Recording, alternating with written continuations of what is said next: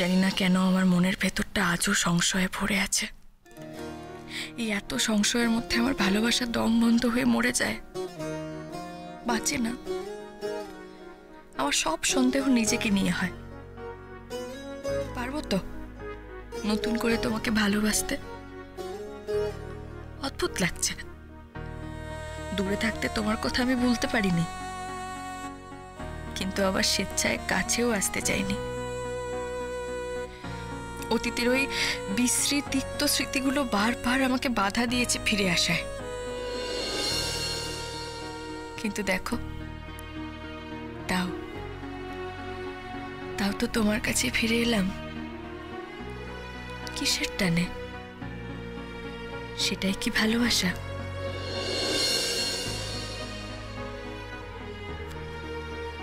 আমি কেন চলে এলাম ওর সঙ্গে? দেখা তো হয়েই গেছিল। ওকে মুখে বলে মাপ করেও দিতে চেয়েছিলাম আমি। তারপরে নিজের বাড়ি চলে গেলাম না কেন? ভালোবাসার টান, নাকি অনির্বাণের আমাকে ফিরে পাওয়ার জন্য সে আকুলতা? সেটাই আমাকে দুর্বল করে দিয়েছিল। নিজের মন কি সত্যি আমাদের বশে থাকে না? আমি অনির্বাণকে প্রথমবার যখন বাড়িতে দেখলাম, তারপর ওরকম হয়ে গেলাম কেন? ভালোবাসা নাকি আর কিছু? Social security? আমার মতো একটা সাধারণ মেয়ে এই সমাজের ডিভোর্সি তকমা নিয়ে বাপের বাড়িতে পড়ে থাকাটা অস্বস্তির বলে মনে হয়েছিল কি আমার? কিন্তু আমি তো স্বাবলম্বী। দিনের পর দিন অপমান সহ্য করে চোখের সামনে অনাচার দেখেও প্রতিবাদ না করাটাই তো অস্বাভাবিক। তাহলে কেন ফিরে এলাম আমি? আচ্ছা, আমার পক্ষে কি অনির্বাণকে ভালোবাসা সম্ভব? ও বারবার আমাকে অবিশ্বাস করেছে, আর নিজের অবিশ্বাসের কাজ করেছে। ও তো কোয়েলের সঙ্গে আংটি বদল অব্দি করেছিল। সেটা কি শুধুই আমার উপর রেগে? কোয়েলের প্রতি যে ওর কোনো ফিলিংস ছিল না, সেটা কি মেনে নেওয়া যায়? কোয়েলের প্রতি অনির্বাণের কিরকম ফিলিংস ছিল? কিসের টান? শরীরের নাকি মনের? পুরনো সম্পর্কের প্রতি দুর্বলতা দেখাতে গিয়ে নিজের চরিত্র হার মেনেছিল অনির্বাণের?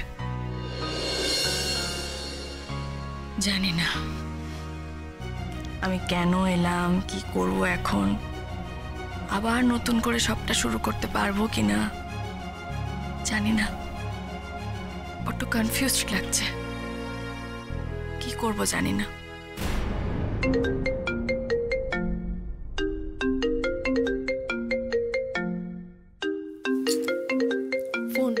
ফোন বাজছে।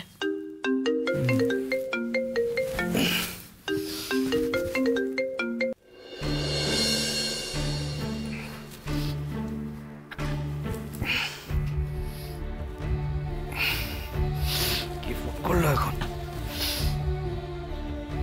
আঙ্কেল ফোন করেছে, সার্থকের বাবা।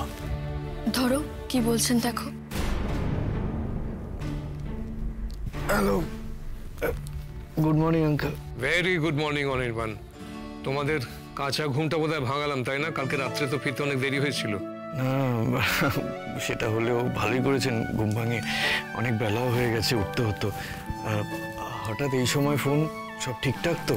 Apparently yes. আচ্ছা, ফোনটা কি একটু রায়কে দেওয়া যাবে? আমার মনে হলো যে রায়ের কাছে ফোন নেই, তাই তোমাকে ডিস্টার্ব করলাম। হ্যাঁ হ্যাঁ, ওই তো আমার পাশেই আছে, এই নিন কথা বলুন।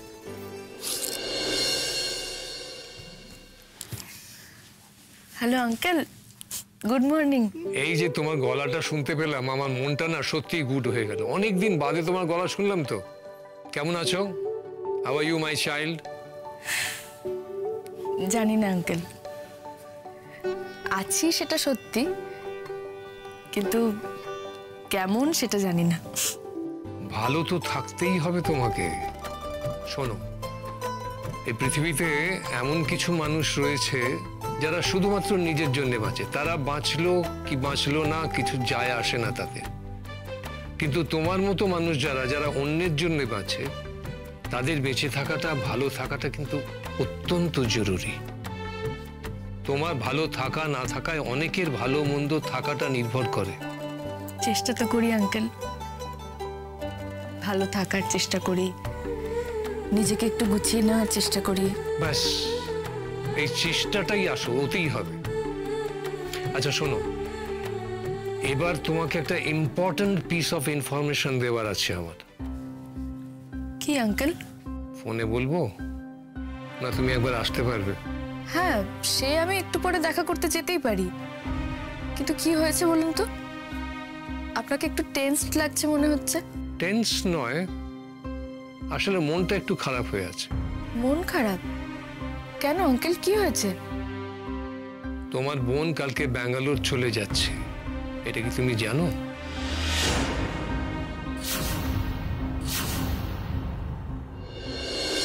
মানে স্রোত ব্যাঙ্গালোরে চলে যাচ্ছে মানে? না, আমি তো কিছু জানি না। কেন আঙ্কেল? কেন যাচ্ছে এটা যদি প্রশ্ন করো, তার একটা জুৎসই উত্তর তার কাছে আছে। সে নাকি ব্যাঙ্গালোরে এমডি করতে যাচ্ছে। এমডি করতে ব্যাঙ্গালোরে? কেন, এখানে কি অসুবিধে? এক্স্যাক্টলি, এই প্রশ্নটা আমারও। দেখো, বাইরে গিয়ে পড়াশুনো করতে আমার যে আপত্তি আছে তা কিন্তু নয়, কিন্তু ওর এই চলে যাওয়াটা কেমন যেন পালিয়ে যাওয়ার মতো। এনিওয়ে, তুমি যত তাড়াতাড়ি পারো চলে এসো। আর শোনো, এসে কিন্তু আগে আমার সঙ্গে কথা বলবে, তারপরে তোমার বোনের সঙ্গে, কেমন? ঠিক আছে, আমি আসছি আঙ্কেল। Thank you. স্রোত শহর ছেড়ে চলে যাচ্ছে।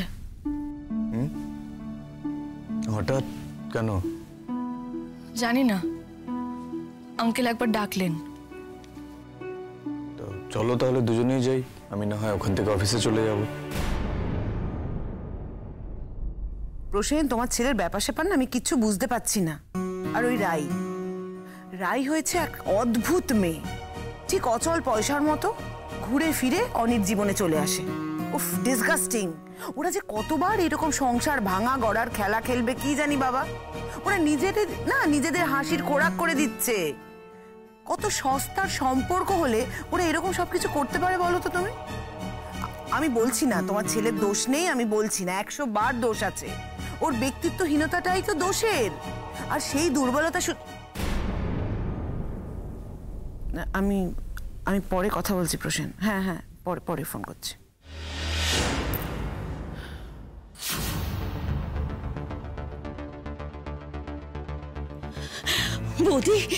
বৌদি, তুমি সত্যি সত্যি ফিরে এসেছো। তোমাকে দেখে যে কি ভালো লাগছে বৌদি। তুমি জানো না, তুমি ছিলে না, এই ঘর দুয়ার সব ধুধু করেছে। দাদাবাবু পাগলের মতো হয়ে গেছিল, সবাই বলা বলি করছিল। তুমি বুঝি আর নেই। বৌদি, তাড়াতাড়ি তো কি করছো তুমি? এত বড় হয়ে আমার পায়ে হাত দিচ্ছ কেন? বৌদি, তোমায় কি বলবো, সকলে বলেছিল তুমি আর ফিরবে না, কিন্তু আমি কারোর কথা বিশ্বাস করিনি। আমি জানি তুমি ফিরবে। আমি দাদাবাবুকে বারবার বলেছি ঠাকুরের ওপর বিশ্বাস রাখো, বৌদি দেখবে একদিন ঠিক ফিরে আসবে। অত ভালো মানুষের কোনো ক্ষতি হতে পারে না, ভগবান এত নিষ্ঠুর না। আমি তো চলে এসেছি নাকি? তাহলে এখন কাঁদছো কেন? একদম কাঁদবে না, কেমন? চোখ মোছো। ঠিক আছে, অনেক কান্নাকাটি হয়েছে। ওরা বোধহয় বেরোবে, ওদের একটু ব্রেকফাস্ট দাও। আমি এক্ষুনি দিচ্ছি বৌদি। তুমি এসেছো শুনে আমি পরোটা করেছি, তুমি খেতে ভালোবাসো, আর তার সাথে ঝাল ঝাল তরকারিও করেছি। আচ্ছা শোনো না, আমি রাত্রেবেলা পরোটাটা খাবো, কেমন? আন্টি, আমি এখন একটু স্রোতের বাড়ি যাচ্ছি, জল খাবারের ব্যাপারও রয়েছে ওখানে। ও, সব ঠিক হয়ে গেছে তাহলে আর কি। নমিতা, পরোটাগুলো তুলে রাখো।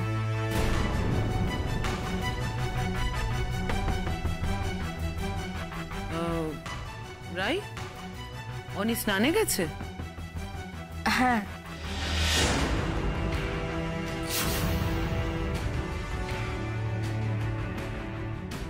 দাঁড়িয়ে আছো কেন? বসো বসো।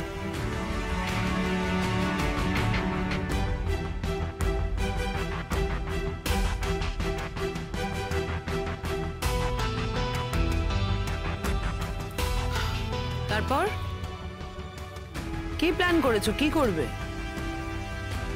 প্ল্যান তো কিছুই করিনি, তবে আগের জায়গায় কাজটা যদি আবার পাওয়া যায় সেই চেষ্টাই করব।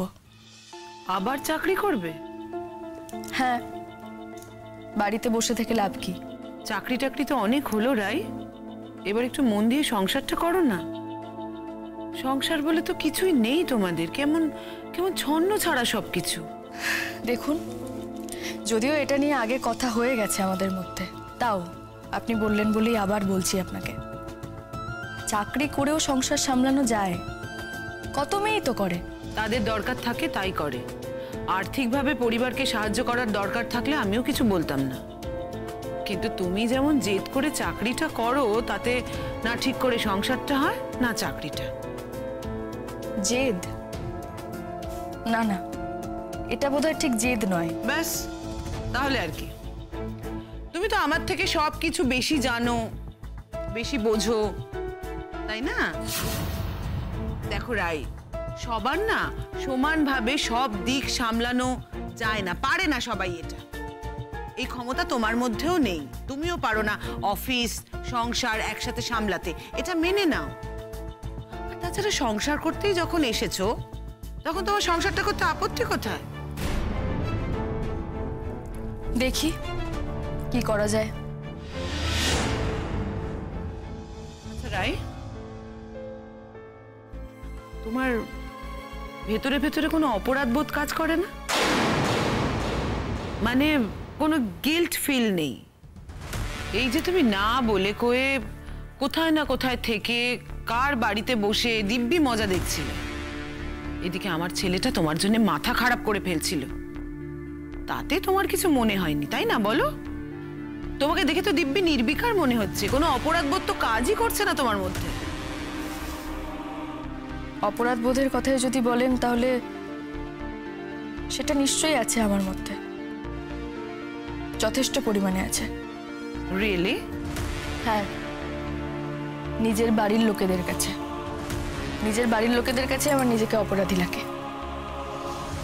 স্রোতের জন্য সব থেকে বেশি। বেচারা আমার দুশ্চিন্তা মাথায় নিয়ে জীবনের সব থেকে বড় পরীক্ষাটা দিল। জাস্ট কয়েকটা নাম্বারের জন্য ফার্স্ট হতে পারলো না, তার জন্য আমি নিজেকেই দায়ী করি। ব্যাস, শুধু বাড়ির লোক আর স্রোত? আর অনেকে নিয়ে তোমার কোনো অপরাধ বোধ কাজ করে না?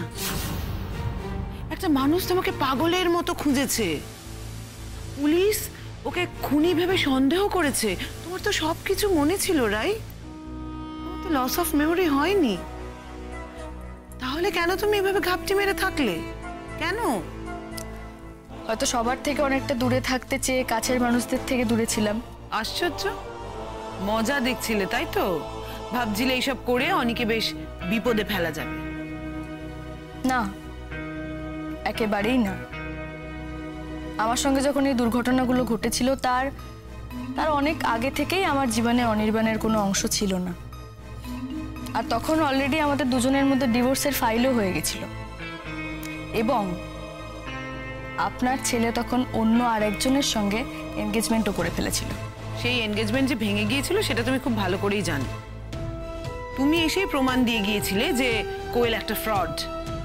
তারপর নিজেকে এইভাবে সরিয়ে নিলে, একেবারে অকুল সাগরে ভাসিয়ে দিলে আমার ছেলেটাকে। অদ্ভুত অদ্ভুত মেয়ে তুমি রাই। অনির্বাণ যে কেন এখনো তোমার মোহে পড়ে আছে কে জানে। জাগে, আমার আর কিছুই করার নেই, তবে একটাই রিকোয়েস্ট তোমাকে, অনির্বাণকে আর ট্রাবল দিও না। আমি কোনো ট্রাবল দিতে চাইনি তো। ইভেন আমি তো এখানে ফিরেই আসতে চাইনি, একদম আসতে চাইনি। আমি এসেছি শুধুমাত্র আপনার ছেলের জোর করার কারণে। এই জোরটাও করেছে কারণ হি রিয়েলি লাভস ইউ। আর প্রতিবার তুমি ওর এই ভালোবাসার ফায়দা তুলে চলেছো আর ওকে প্রত্যেকবার অপরাধী করে তুলেছো। আচ্ছা, আমি একটা জিনিস বুঝতে পারছি না, আপনি এই কথাগুলো আমাকে কেন বলছেন? কেন? আমি তো ফিরতে চাইনি, আমি তো চলেই যেতে চেয়েছিলাম। নেহাতি পারলাম না। তুমি একটা অত্যন্ত ধূর্ত টাইপের মেয়ে। অনিকে একেবারে আঙুলের ডগায় নাচিয়ে চলেছো। আবার ভুল করলো অনি। ওকে যে কি খেসারত দিতে হবে সেটা আমি জানি না।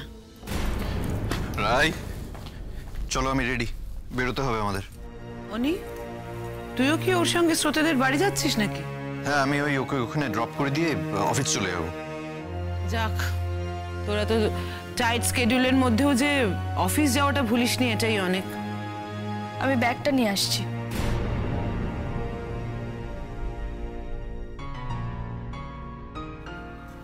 মা, কি বলছিলে তুমি ওকে এতক্ষণ? এই কিছু কথা বলছিলাম, নর্মাল। একটা কথাও আমাকে বারবার জানিয়ে দিল, ও নিজের ইচ্ছে এই বাড়িতে আসেনি, তুমি জোর করেছো বলেই এখানে এসেছে। ঠিকই তো বলেছো, and that is the truth মা। আমার কথায়, আমার ইনসিস্ট করায় ও আমাকে আরো একটা সুযোগ দিয়েছে। ক্লিয়ার? একেবারে ক্লিয়ার। তুমি তো উদ্ধার হয়ে গেছো। অনি, তুমি আমার ছেলে না হলে বলতাম, তোমাদের পরের অশান্তির অপেক্ষায় থাকলাম। মাঝে মাঝে ভালোই তামাশা দেখি।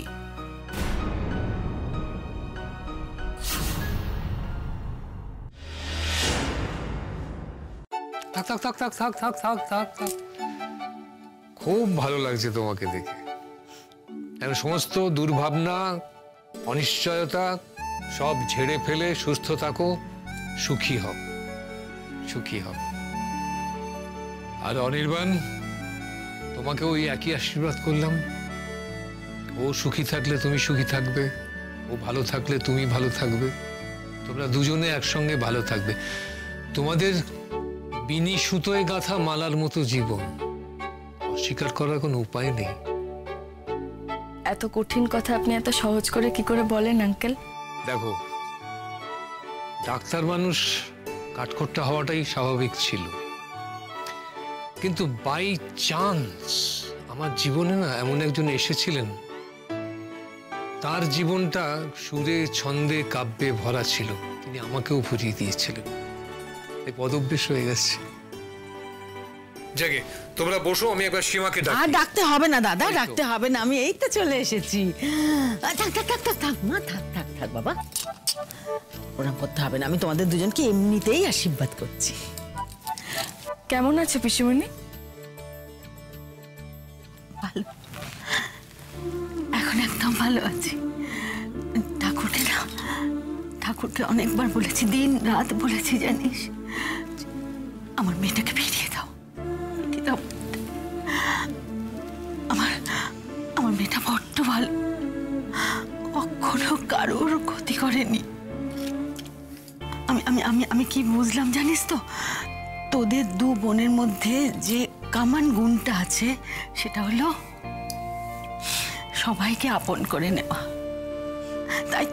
তাই তো এখন আমরা আর তোদেরকে আমাদের থেকে আলাদা করতেই পারি না, মনেই হয়। কথা রেখেছে ও, আমার সব কথা রেখেছে। আমার মনটা এখন খুব শান্তি পেয়েছে, জানিস, খুব শান্তি পেয়েছি। আচ্ছা সীমা, শুধু তোর মন ভরলেই হবে? পেট ভরাবার একটা বন্দোবস্ত করতে হবে তো। ওই দেখো, দেখেছো, আমার পেটুক দাদার উস্কুসানি অমনি শুরু হয়ে গেল। ঠিক আছে, তোমরা বসো, আমি একটু রান্নাঘরের কাজটা সেরে আসছি। আর তারপরে রাই, তোমার সঙ্গে কিন্তু আমার কথা আছে, অনেক কথা। এই বাড়িতে যেসব অনাসৃষ্টি শুরু হয়েছে না, ওটা একমাত্র তুমিই আটকাতে পারবে। আচ্ছা ঠিক আছে, তুই এখন ঘুগনিকে বল জল খাবারটা তৈরি করতে। বসো বসো, তোমরা বসো বসো বসো বসো। পিসিমণি নিশ্চয়ই স্রোতের ব্যাঙ্গালোর যাওয়া নিয়ে কিছু বলতে চাইছিলেন। হ্যাঁ, ও খুব মুষড়ে পড়েছে। আঙ্কেল, ওর কি কালকেই চলে যাওয়া? দেখো এখনো পর্যন্ত শিডিউল আমি যা জানি তাতে কালকে বিকেলে ওর ফ্লাইট। আচ্ছা, হঠাৎ করে বাইরে গিয়ে এমডি করার ডিসিশনটাও কেন নিল বলুন তো? মানে এখানে কি চান্স পেতে অসুবিধা হচ্ছিল? স্রোত তো কলেজে সেকেন্ড হয়েছে। অ্যাজ পার মাই নলেজ এই র্যাঙ্কে তো এখানে কোথাও চান্স পেতে কোনো সমস্যা হওয়ার কথা নয়। কথা তো নয়, প্রত্যেকটা সেমিস্টারে দুর্দান্ত মার্কস পেয়েছে। মানে কলকাতার কেন যে কোনো মেডিকেল কলেজ ওকে স্টুডেন্ট হিসেবে লুফে নেবে। ওর সঙ্গে আমার যখন ক্যারিয়ার প্ল্যানিং নিয়ে কথা হয়েছিল তখন ও আমাকে বলেছিল এমডি পর্যন্ত ও কলকাতাতেই করবে, তারপরে বাইরে যাবে। হঠাৎ কেন প্ল্যান চেঞ্জ করলো, কি ভাবলো আমি বুঝতে পারছি না, সবটাই কেমন ধোঁয়াশা। তাছাড়া ও যেখানে পড়তে যাবে বলে ঠিক করেছে সেটা যে বেস্ট মেডিকেল ইনস্টিটিউট সেটাও তো নয়। ওর নিজের কলেজের স্ট্যান্ডার্ড ওই একই, তাহলে এখানে পড়তে অসুবিধাটা কোথায়? সরি আঙ্কেল, আমি একটু ইন্টারাপ্ট করছি। আমি যতটুকু দেখেছি সেই বেসিসেই বলছি। স্রোত আর সার্থকের মধ্যে তো মানে ঝামেলা চলতেই থাকে, লেগেই থাকে। চলতে থাকে মানে ওই ওদের ছেলে মানুষই ঝগড়াঝাঁটি? বিয়ের পরেও তো সেই সাপে নেউলের মতোই সম্পর্ক না? কিন্তু ব্যাপারটা কি সিরিয়াস দিকে টার্ন নিচ্ছে বলে মনে হচ্ছে? না না, অতটাও সিরিয়াস নয় বোধহয়, মানে তাই মনে হয়। দেখুন আঙ্কেল, আমি তো নিজের চোখেই দেখেছি ওদের দুজনের মধ্যে যে ভালোবাসার চোরা একটা স্রোত রয়েছে, দেখেছি আমি। আচ্ছা আপনি বলুন না, স্রোতের অ্যাক্সিডেন্টের সময় এক কথায় সার্থক যেভাবে বাইরে যাওয়াটাকে ক্যান্সেল করে দিল। সে ঠিক আছে, কিন্তু তারপরে যে ব্যাপার স্যাপারগুলো হয়েছে সেগুলো আমাদের দুজনেরই অজানা। তুমিও ছিলে না এখানে, আর স্রোতের মন মেজাজও ভালো ছিল না। That's true. রায়ের চলে যাওয়াটা ওকে খুব বাজেভাবে এফেক্ট করেছিল। তারপরেও যে ও মাথা ঠান্ডা রেখে পরীক্ষা দিতে পেরেছিল সেটাই অনেক। কিন্তু এখন তো রাই ফিরে এসেছে, এখনো ওই ব্যাঙ্গালোর যাবার জেদটা বজায় রাখার তো কোনো মানে হয় না। এও তো হতে পারে হয়তো রায়ের জন্য ব্যাপারটা নয়, মানে স্রোতের এই ডিসিশনটা হয়তো কোনো রাগের জায়গা থেকেও নিয়েছে, মান অভিমানের জায়গা থেকে। সে হতে পারে। এনিওয়ে রাই, তুমি বরং উপরে যাও এবার। ও যদি কোনোভাবে জানতে পারে যে তুমি ওখানে না গিয়ে এখানে বসে আছো, হয়তো আজকে রাত্রেই প্লেনে চেপে বসবে। ঠিক আছে, যাও। উপরেই যাই তাহলে। আমি এখানেই বসছি। হ্যাঁ অনির্বাণ, তুমি বসো, আমরা একটু গল্প গুজব করি।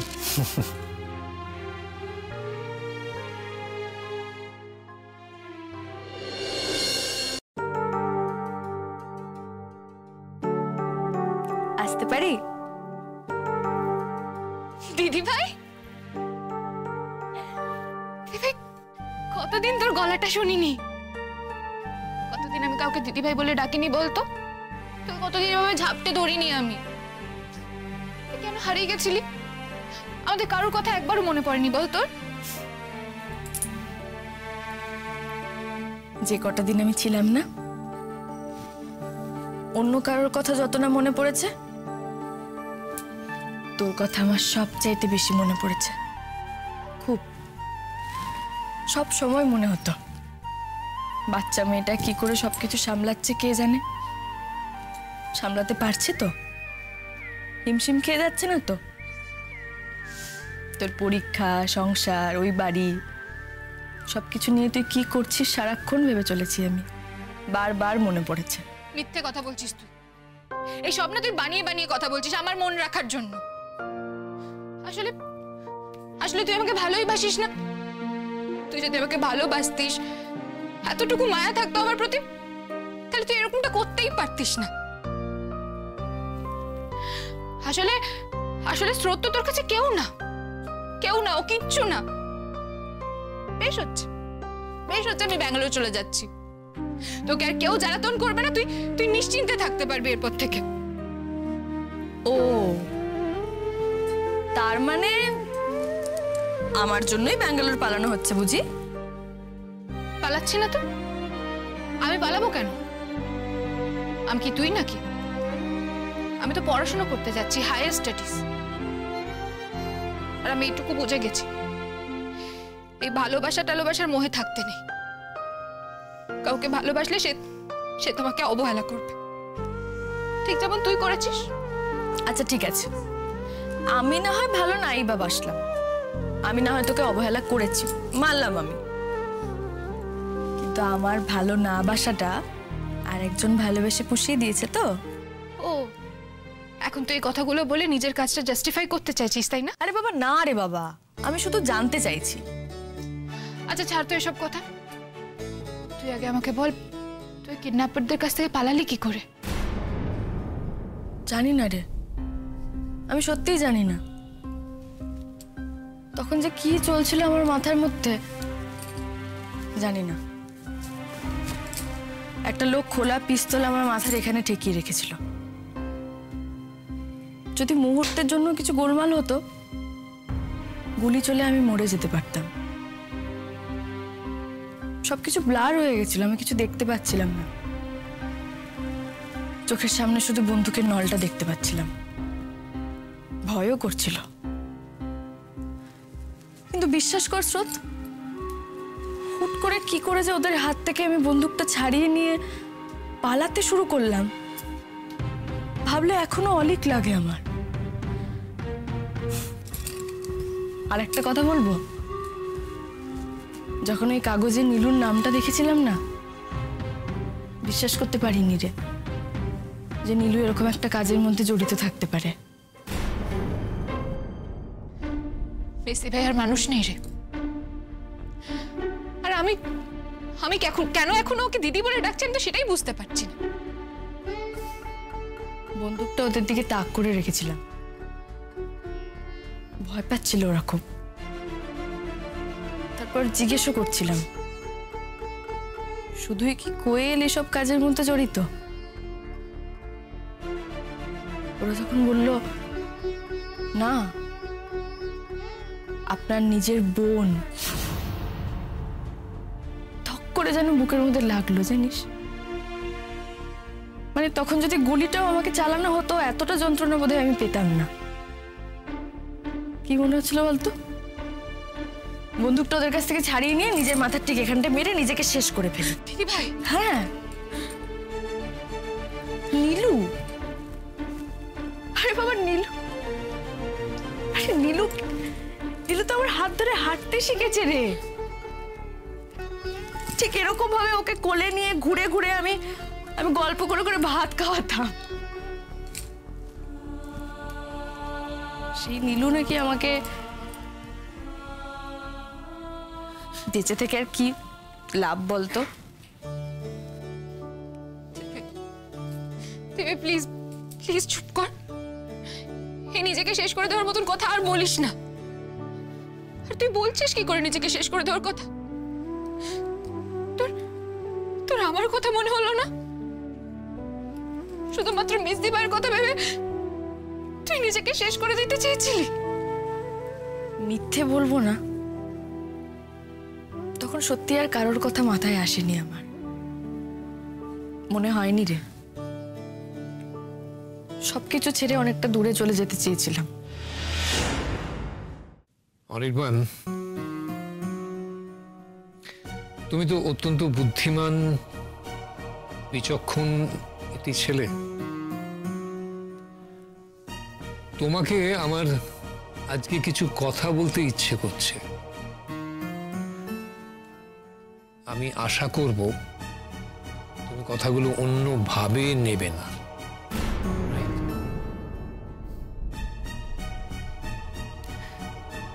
আমি বুঝতে পারছি আঙ্কেল, আপনি কি নিয়ে কথা বলবেন। তবে এই মুহূর্তে আমারও মনে হয় আপনার মতন একজন গাইড পেলে আমার উপকারী হবে। ব্যক্তিগত কারণে হোক, পেশাগত কারণে হোক, বা অন্য যে কোনো কারণেই হোক, মানুষের সম্পর্কগুলোকে আপনি অনেক কাছ থেকে দেখেছেন, অনেক গভীরভাবে জেনেছেন। তাই আপনি আমাকে যাই বলবেন না কেন, তাতে আমার ভালোই হবে। পালাতে চেয়েছিলাম, তারপর তো জানিসই কি হয়ে গেল। আমি তো এটাই বুঝতে পারছি না, কোর্ট থেকে মেজদি ভাইকে ছেড়ে দিল কি করে? প্রমাণ নাকি নেই? আচ্ছা দিদি ভাই, তুই যদি কোর্টে দাঁড়িয়ে এটা বলিস যে কিডন্যাপাররা তোকে বলেছে মেজি ভাই তোকে খুন করার জন্য ওদেরকে ভাড়া করেছিল, তাহলে কিচ্ছু হবে না তাতে, কারণ সেটাও কোনো প্রমাণ নয় স্রোত।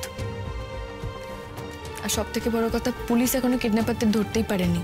ধুর, আমি ডাক্তারি না পড়ে লয়ার হলেই ভালো করতাম। মেজদি ভাইকে না যাবজ্জীবন করাতাম আমি। থাক না এসব কথা স্রোত, ও তো যথেষ্ট শাস্তি পাচ্ছে নাকি? একটা কথা মনে রাখবি স্রোত, আর সবকিছুর থেকে পালানো গেলেও নিজের মন আর পাপবোধ থেকে কেউ পালাতে পারে না, কখনো না।